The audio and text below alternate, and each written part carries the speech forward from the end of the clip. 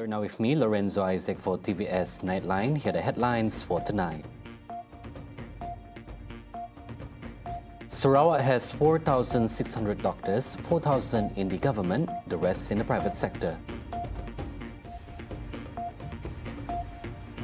Police confirm SIBU shooting video is fake, stating the incident occurred overseas and not in Malaysia. South Korea will send JEJU Air's crash data recorder to the US for analysis, timeline pending NTSB consultation.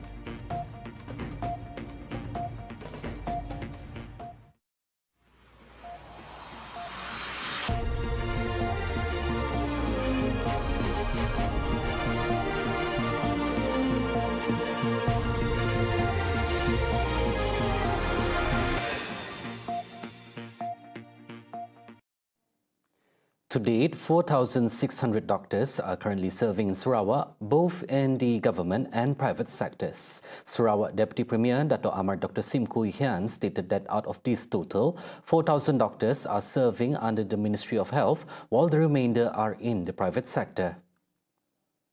He explained that the doctors in the private sector are further divided into various agencies such as hospitals, clinics, and other organizations. Because we only have 4,600, about 4,600 doctors in Sarawak. Out of that, 4,600 doctors, right, 4,000 is in Ministry of Health. You know, and only 659, according to the latest statistic, is in private. And this private is not only private clinic, you know, these are private hospital also. Yeah, so in terms of private clinics, right, according to September last year, right, the GP clinic only 357, but the private clinic in total 373, because some are in like Cesco, some is all these other agencies having their own clinic like Unimas and so on.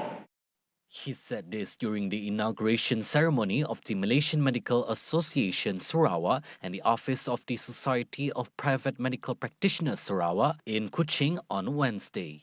At the same time, he also invited doctors serving in Sarawak to join efforts in advancing the medical sectors towards the aspirational year 2030.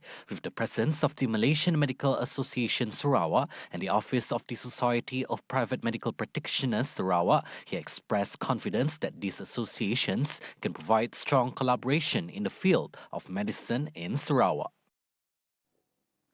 A 48-second video purportedly showing a shooting incident at an eatery in SIBU Town Centre has been confirmed as fake by the police. SIBU District Police Chief Assistant Commissioner Zulkifli Suhaili stated that the incident in the video took place overseas and not in Malaysia. The police detected the video, which began circulating on the morning of December 31st, 2024, and found that claims of the shooting occurring in SIBU were false. Video yang memaparkan kejadian tembakan di sebuah kedai makan bersama dakwaan yang berlaku di pusat bandar SIBU adalah tidak benar. Setelah siasatan, kami mendapati kejadian sebenar berlaku di luar negara. Zulkifli also reminded the public not to spread false news or videos that could cause public anxiety. He stressed that the police will take strict actions against those responsible. Pihak polis memandang serius isu ini dan akan bertindak di bawah Seksyen 233 Akta Komunikasi dan Multimedia 1998 terhadap mereka yang menyalahgunakan aplikasi media sosial. Salah boleh dikenakan denda sehingga RM50,000 penjara hingga setahun atau kedua-duanya sekali. He urged the public to verify the information before sharing it on social media to prevent the spread of false news that could cause public concern.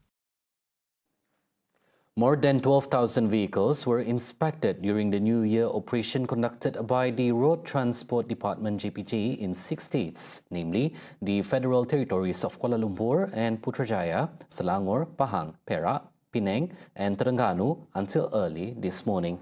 In the federal capital, action was taken against 731 vehicles for various offences, with 117 vehicles seized, including 101 motorcycles, following inspections on 5,094 vehicles during the New Year's Eve operation last night.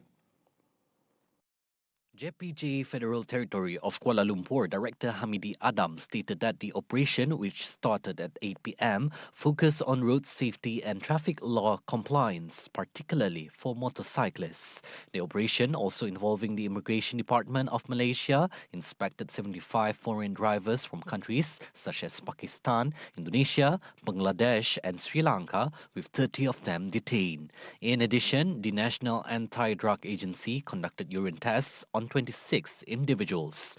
2 tested positive for methamphetamine, while 1 tested positive for opiates. The efficiency of the police successfully prevented a clash between the Gempur Rasuah Sabah rally and the Himpunan Bangkit Sabahan gathering, ensuring both events proceeded peacefully on Tuesday. Both rallies were scheduled to take place in the same time and the same location in front of Menara Kinabalu at 2 p.m., while a Carnival Ria event was also being held in the same area. However, the police, including personnel from the Sabah Contingent Police Headquarters, the Kota Kinabalu District Police Headquarters, and Battalions 16 and 21 of the General Operations Force VGA, successfully ensured that the 3 events did not overlap, which could have potentially disrupted public order. Earlier, around 200 participants of the Gempur Rasuah Sabah rally, organized by Suara Mahasiswa, gathered in front of University Malaysia Sabah UMS before marching approximately 3.4 kilometers and arriving in front of Menara Kinabalu at 3:10 p.m.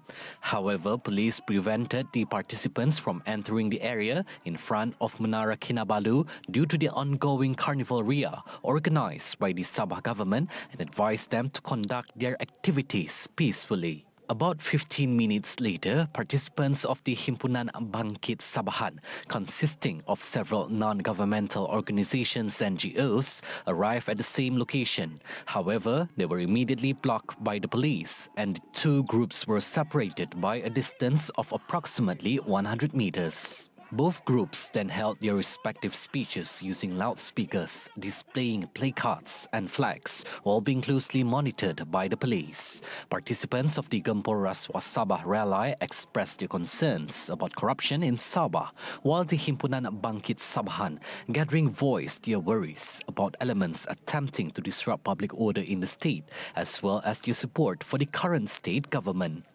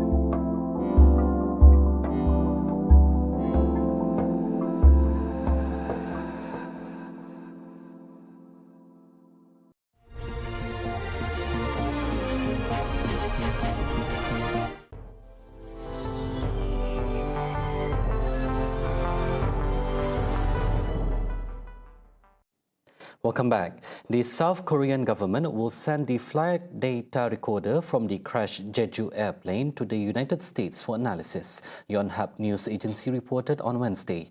The exact timeline for the transfer of the flight recorder will be decided in consultation with the National Transportation Safety Board, NTSB, the agency said, citing a briefing from the Ministry of Land, Infrastructure and Transportation. The flight recorder, recovered earlier from the wreckage of the JEJU Air B737-800 at Muan International Airport, reportedly suffered some external damage. However, authorities have successfully extracted data from the cockpit voice recorder, which was in better condition, and have begun converting it into audio files. Meanwhile, 2 additional investigators from aircraft manufacturer Boeing Co. have joined the on-site investigation. With this addition, the number of U.S. team members has increased to 10, including 6 from Boeing and 3 from the U.S. National Transportation Safety Board. According to sources, the U.S. team is expanding its presence to ensure a thorough examination of the accident. During the initial joint investigations at the site, investigators focused on the navigation systems that assisted the aircraft's landing. The ban on face covering in public places, approved in 2021, has come into effect in Switzerland as of Wednesday, according to reports by Sputnik RIA Novosti. Violators of this ban may be fined up to 1,000 Swiss francs. On November 6, the Swiss government set the implementation date of the law for January 1st, 2025. This decision followed a referendum initiated by the Swiss people on March 7, 2021. The ban does not apply in aircraft, diplomatic or consular premises, religious sites, or situations where not covering the face may pose health or safety risks or disrupt local customs. Offenders may be fined 100 francs for immediate payment or up to 1,000 francs if they refuse to pay on the spot. The Al Nasser Eye Hospital in Gaza City has reopened its doors to patients more than a year after it was rendered inoperable by Israeli airstrikes. The reopening marks a significant moment for the local healthcare system, which continues to face immense challenges. Mahir Shamia, Under-Secretary of the Ministry of Health in Gaza, highlighted the symbolic importance of the event amidst ongoing devastation. ربما يأتي هذا الافتتاح ونحن قلوبنا تعتصر ألم على تدمير وإحراق مستشفى كمال عدوان وتخريب مستشفى الأندونيسي. هذه رسالتنا للعالم أننا شعب يستحق الحياة وأن مرضانا يستحقون الحياة.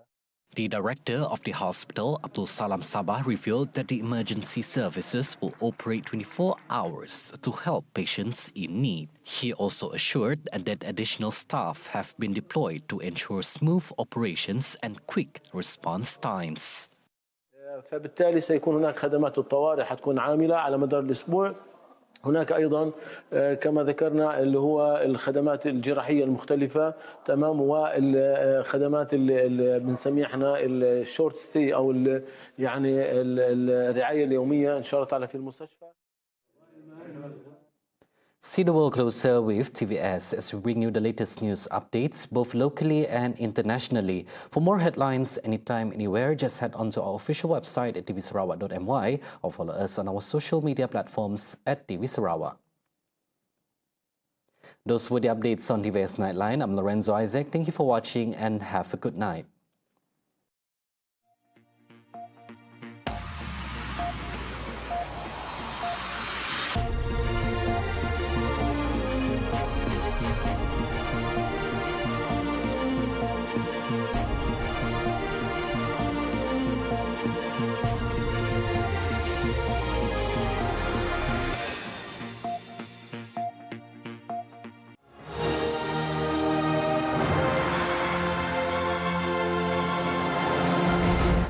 Jadi kita unjurkan satu dasar disebut sebagai SKAS, iaitu skim bantuan untuk targeted group ini. Tetapi caranya berlainan. Saya akan menjelaskan ini kepada rakyat, the process dia. Dan dia tidak macam memberikan cash. Apa yang kita beri ialah bantuan menerusi akaun di Sarawak Pay, menerusi digital voucher. Jadi ia bermaksud bahawa essential food item dia tu yang mungkin 100 ke 200 akan ditanggung oleh kerajaan.